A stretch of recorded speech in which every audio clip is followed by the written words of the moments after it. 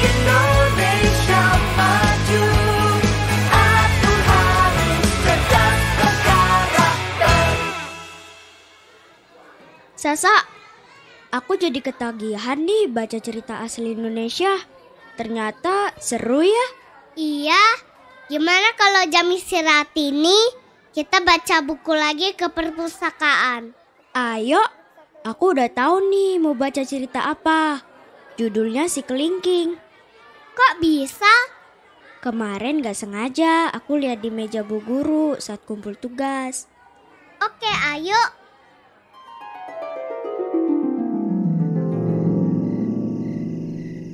Di sebuah desa di Bangka Belitung, hiduplah sepasang suami istri yang teramat miskin dan serba kesusahan. Tapi walaupun begitu, mereka tetap tampak bahagia dan rukun. Pasangan suami istri itu ingin sekali mempunyai anak. Setiap hari mereka selalu berdoa agar diberi keturunan. Ya Tuhan, berikanlah kami seorang anak. Walaupun besarnya hanya sebesar jari kelingking, tak apa Tuhan. Jadikanlah hamba seorang ibu, Tuhan. Lama kemudian, akhirnya doa mereka dikabulkan oleh Tuhan. Abang, sepertinya aku sedang mengandung. Hampir setiap hari aku merasa mual dan pusing, seperti gejala orang hamil. Syukurlah, akhirnya Tuhan mengabulkan doa kita. Iya bang, aku bersyukur karena doa kita dikabulkan oleh Tuhan. Setelah beberapa bulan, perut sang istri pun semakin membesar. Sang bayi yang ada di dalam perut semakin aktif, sehingga kadang sang istri merasa kesakitan. Namun, walaupun begitu, ia tetap bahagia dan tidak sabar menantikan kelahiran anaknya. Hari yang ditunggu-tunggu pun tiba. Akhirnya, sang istri melahirkan anak mereka dalam keadaan selamat. Syukurlah bang, anak kita telah lahir. Namun, sang suami terkejut melihat bayi yang baru saja dilahirkan. Karena bayi itu hanya sebesar jari kelingking. Tapi Dik, Ada apa bang? Ada apa dengan anak kita? Sang suami menunjukkan bayinya kepada istrinya dengan ragu. Bang, kenapa anak kita sangat kecil sekali? Sang suami diam tidak menjawab pertanyaan istrinya. Karena ia juga terkejut masih tidak percaya dengan apa yang telah mereka berdua alami. Sesaat kemudian, sang suami akhirnya membuka mulutnya dan berkata kepada istrinya, Dik, masih ingatkah kamu dengan doa yang selalu kita ucapkan? Bukankah kita selalu meminta agar diberikan seorang anak, walaupun hanya sebesar kelingking? Masih ingatkah kamu, Dik? Iya bang. Ternyata apa yang kita minta kepada Tuhan dikabulkan sesuai dengan permintaan kita. Walaupun begitu, mereka tidak merasa kecewa dan berburuk sangka kepada Tuhan. Mereka berharap agar kelak anaknya dapat tumbuh dengan baik dan berbakti kepada kedua orang tuanya. Kita harus tetap bersyukur karena Tuhan telah mengabulkan apa yang kita minta selama ini. Benar bang. Semoga anak kita tumbuh menjadi anak yang baik, berbakti kepada kita dan bermanfaat bagi orang lain. Waktu terus berjalan. Tak terasa anak mereka sudah berumur 6 tahun. Akan tetapi tubuh anak itu tetap mungil seperti bayi. Oleh karena itu mereka memanggilnya si kelingking.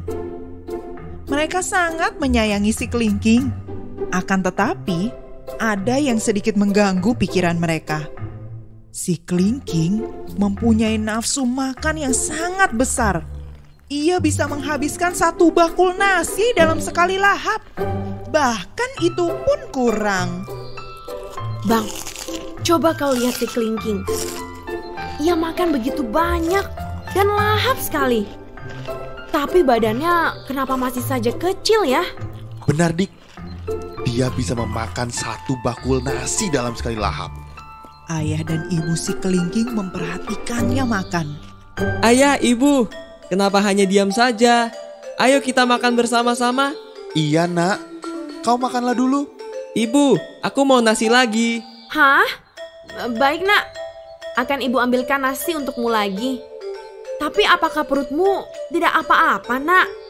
Kau sudah makan nasi begitu banyak. Tidak apa-apa Bu, aku masih lapar. Melihat perkembangan si kelingking, pasangan suami istri itu semakin bingung karena mereka tidak sanggup untuk menghidupi si kelingking. Mereka pun memiliki rencana buruk untuk meninggalkan kelingking di hutan. Bang, aku sudah tidak bisa menghidupi si kelingking. Kita sudah hampir kehabisan bahan makanan. Abang punya cara, Dik. Rencana apa itu bang? Besok pagi-pagi sekali, aku akan mengajak si kelingking ke hutan. Untuk apa kau mengajaknya ke hutan bang? Aku akan meninggalkannya di tengah hutan. Aku setuju bang. Keesokan harinya, sang ayah mengajak kelingking ke hutan. Kelingking pun senang sekali diajak oleh ayahnya ke hutan.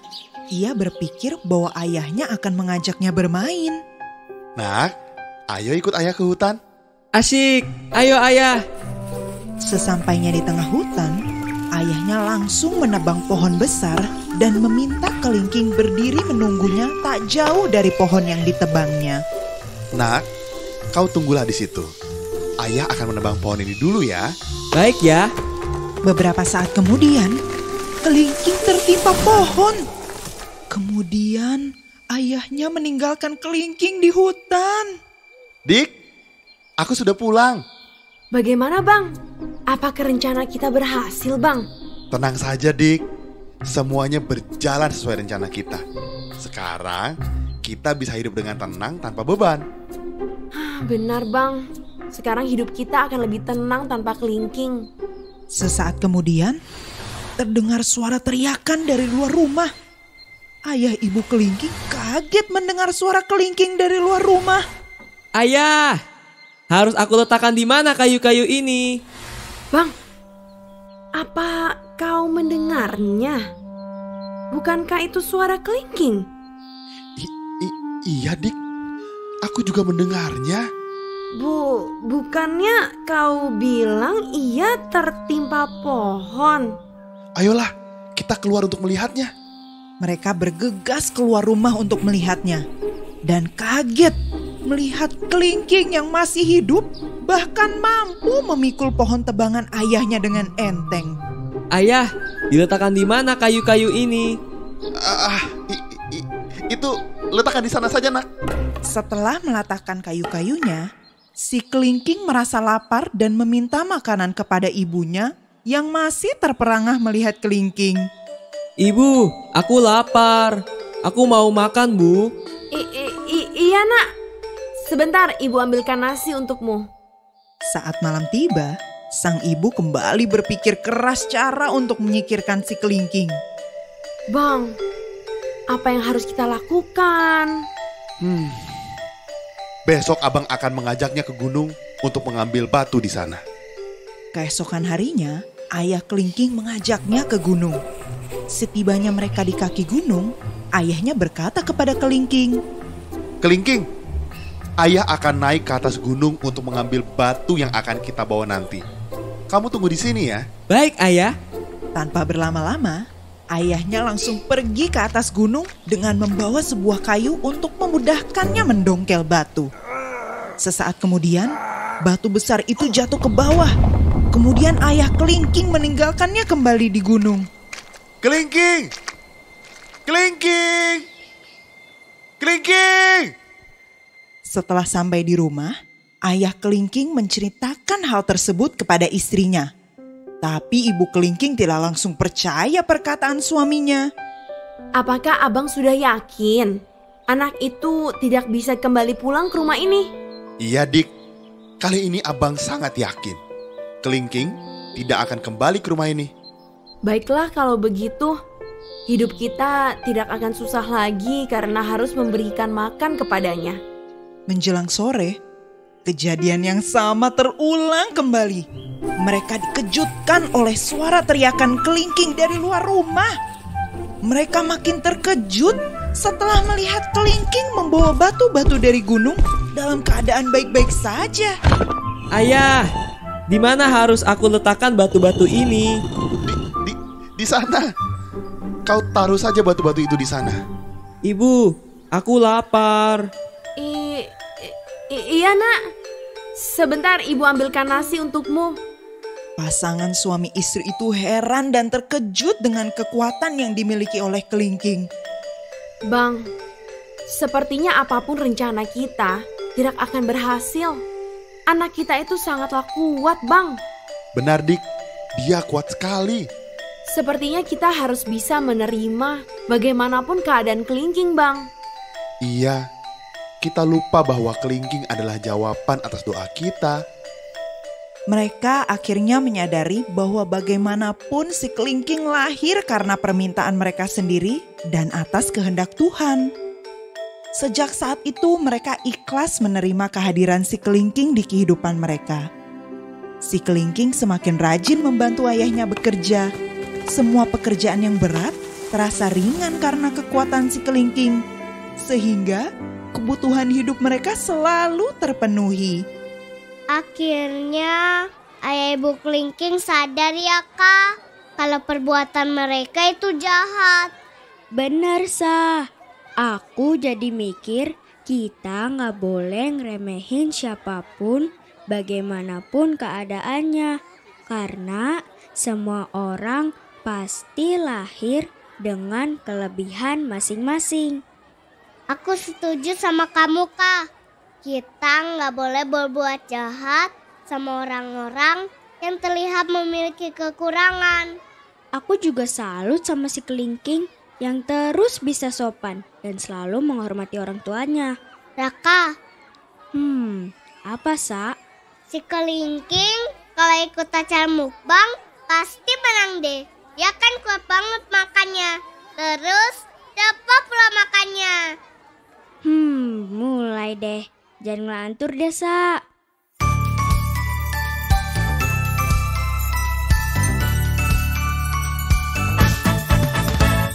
Hai kamu anak Indonesia, pelajar Pancasila. Jadilah anak yang mandiri, kreatif bernalar kritis. Teladan untuk keluarga dan temanmu di rumah dan sekolah. Karena kamu generasi Cerdas berkarakter. Untuk Indonesia maju, aku harus bergotong royong. Untuk Indonesia jaya, aku harus berakhlak mulia. Hai kamu anak Indonesia, pelajar Pancasila. Jadilah anak yang mandiri, kreatif bernalar kritis. Teladan untuk keluarga dan temanmu di rumah dan sekolah. Karena kamu generasi Cerdas berkarakter. untuk Indonesia maju, aku harus bergotong royong. Untuk Indonesia jaya, aku harus berakhlak mulia. Ing ngarso sung tulodo. Ing madya mangun karso. Tut Muri Handayani, Ki Hajar Dewantara. terima kasih pusat penguatan karakter bersama Kemendikbud. Ayo jadi generasi cerdas berkarakter untuk Indonesia maju. Junjung kebinekaan global untuk Indonesia jaya. Aku harus berakhlak mulia. Aku harus cerdas berkarakter.